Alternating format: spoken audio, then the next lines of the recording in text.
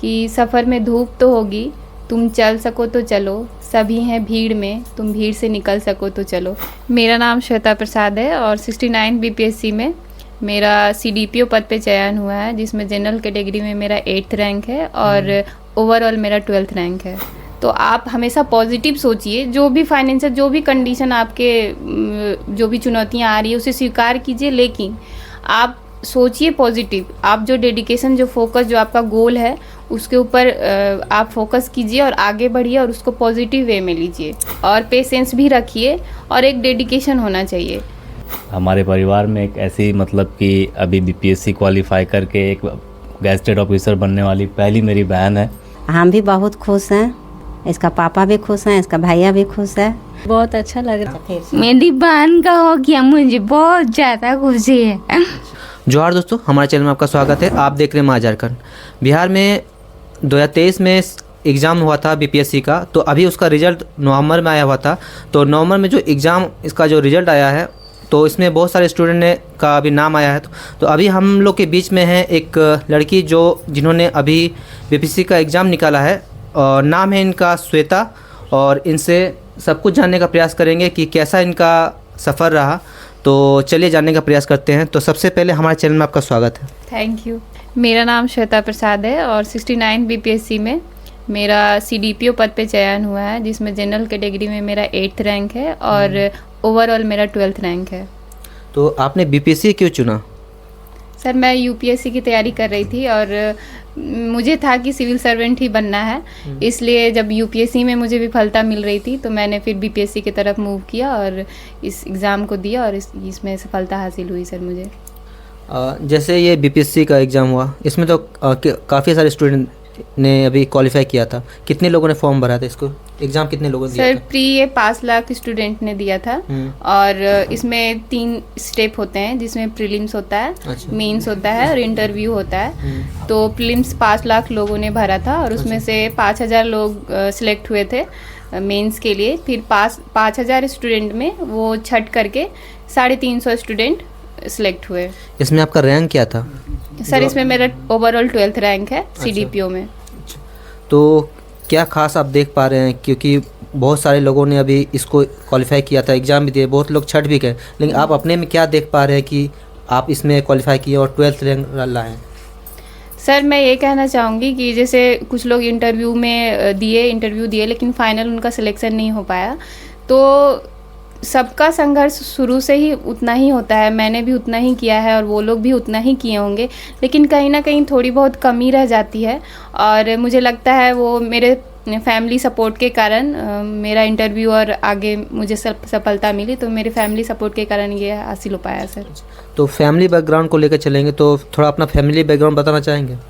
Yes sir, मेरे पापा Tata company में एज अ सुपरवाइज़र काम कर रहे थे, लेकिन उनकी तबीयत ठीक नहीं होने के कारण उन्हें एसएस देना पड़ा।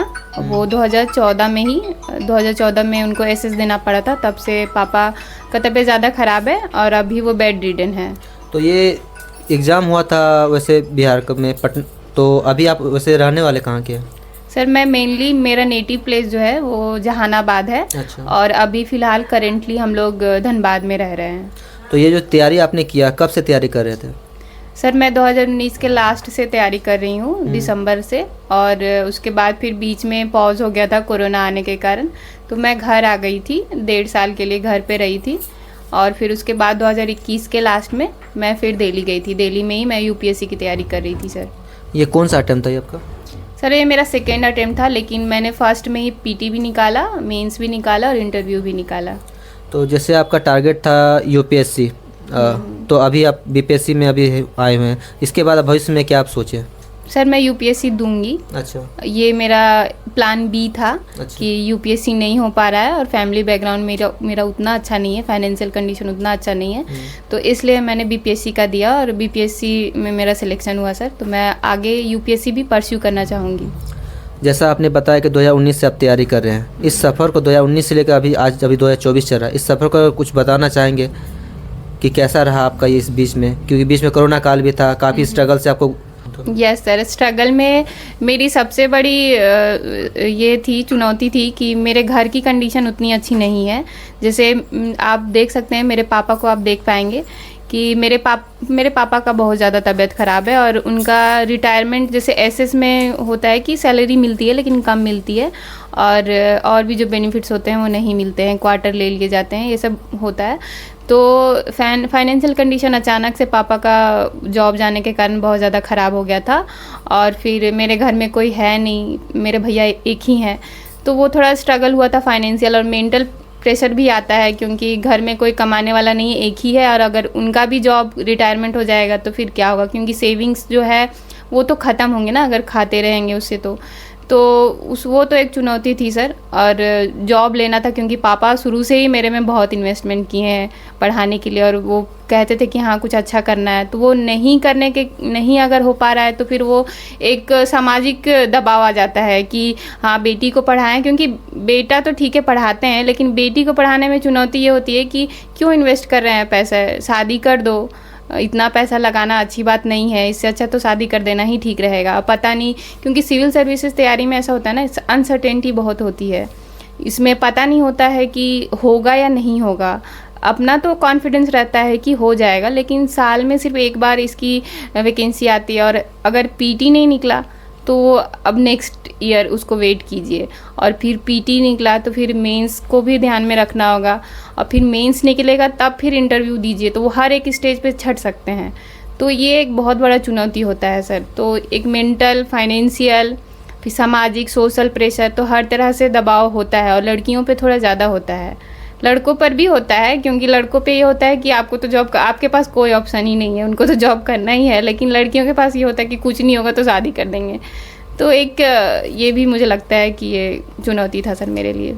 सर अभी जो मेरा जो CDPO में चयन हुआ है उसमें सिर्फ मैं ही लड़की हूँ, सिर्फ लड़की में सिर्फ मैं ही हूँ। जैसे उसमें 10 हैं तो 10 में 9 लड़के हैं और एक लड़की मैं ही हूँ। कैसा महसूस कर रहे हैं? सर तो मैं अच्छा महसूस कर रही हूँ क्योंकि उसमें सिर्फ मेरा ही चयन हुआ है, तो मुझे बहुत अच्छा लग रहा है। लेकिन हाँ, इसमें लड़कियों को और आना चाहिए और पार्ट लेना चाहिए, और उन्हें भी सिविल सर्विस की तैयारी करनी चाहिए। जब रिजल्ट आया था तो कैसा महसूस हो रहा था उस टाइम?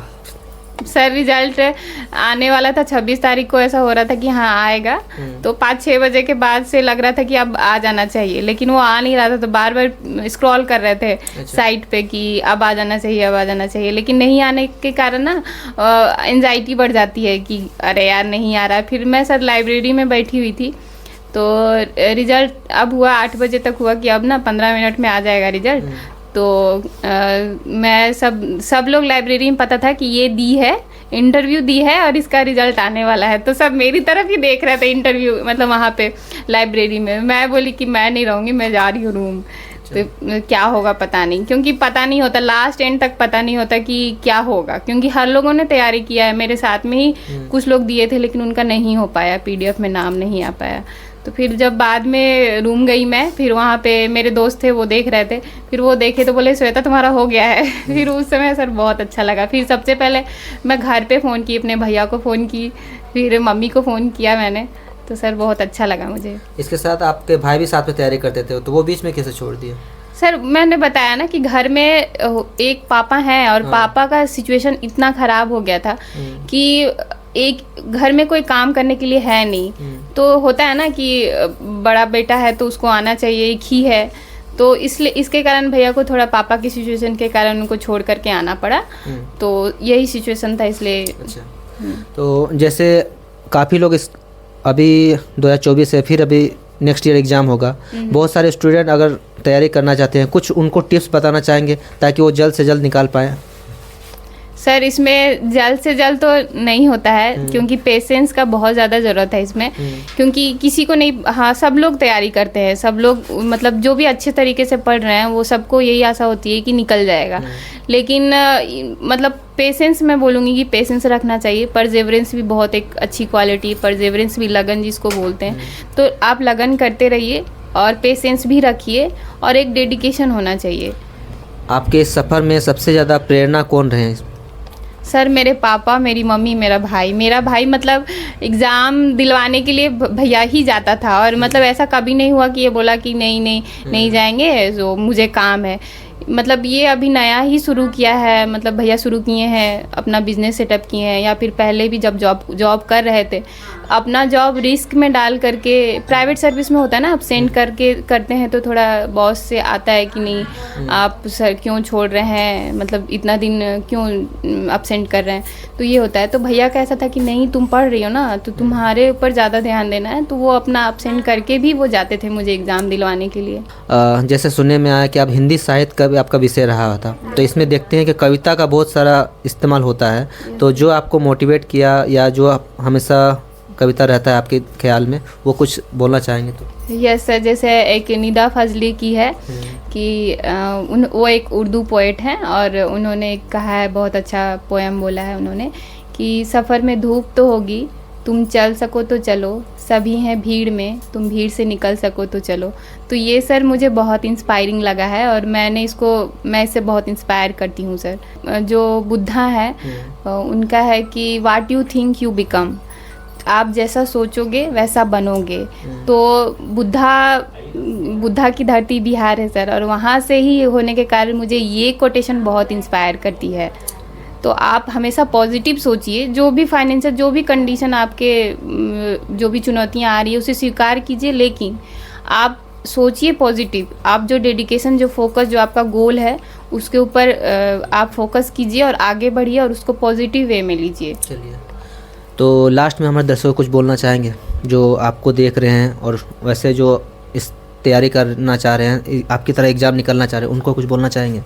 सर मैं सबसे पहले पेरेंट्स को बोलना चाहूँगी कि जो भी उनके घर में बच्चियां हैं, लड़की हैं, तो उन्हें ज़रूर पढ़ाएं, उनके ऊपर विश्वास दिखाएं, वो अच्छा करेंगी। जैसे मेरे पापा मेरे ऊपर विश्वास दिखाएं और मैं बीपीएससी क्रैक कर पाई, उसी तरह वो भी करें और बच्चियों को पढ़ाएं। और मैं लड़कियों से कहना चाहूँगी कि वो अपने माँ बाप का विश्वास ना तोड़ें, डेडिकेशन परसेवरेंस के साथ वो भी तैयारी करें, अपने मम्मी पापा का नाम रोशन करें।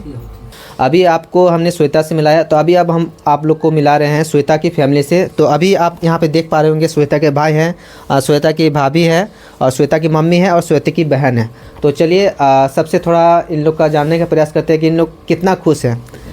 तो भैया कैसा महसूस हो रहा है? बहुत बढ़िया महसूस हो रहा है भैया, काफ़ी दिन से तैयारी में थी, फाइनली सिलेक्शन हुआ। पूरे परिवार में खुशी का लहर है और हमारे परिवार में एक ऐसी मतलब कि अभी बीपीएससी क्वालिफाई करके एक गैजेटेड ऑफिसर बनने वाली पहली मेरी बहन है, पूरे फैमिली में नाम रोशन की है और साथ साथ मम्मी मेरे पापा का भी नाम रोशन की है। तो काफ़ी स्ट्रगल से ये चीज़ इस चीज़ में चयन हुआ है, कुछ सैल्यूट है और भगवान भोलेनाथ से यही दुआ है कि इसको ऐसे ही आगे बढ़ाते रहे। आप क्या बोलेंगे? आप बोलेंगे, क्यों नहीं बोलेंगे? हम भी बहुत खुश हैं और बहुत अच्छा लग रहा है। और क्या, हमारी बेटी श्वेता बहुत संघर्ष के साथ में आगे निकली है, हम लोग को देखते हुए कि मम्मी पापा के लिए कुछ करना है। हम भी बहुत खुश हैं, इसका पापा भी खुश हैं, इसका भैया भी खुश है, पूरा मेरा मलकेरा के भी सभी आदिवासी लोग खुश हैं।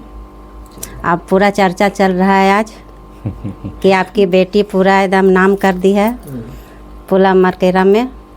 बस और क्या बोले, धन्यवाद। मेरी बहन का हो गया, मुझे बहुत ज़्यादा खुशी है।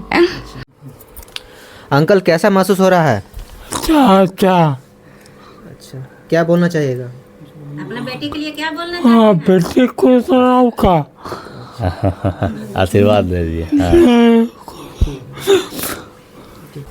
तो दोस्तों ये थे हमारे साथ श्वेता, तो इन्होंने बीपीएससी क्रैक किया है और 12th रैंक लाया है 2023 का जो एग्ज़ाम हुआ था।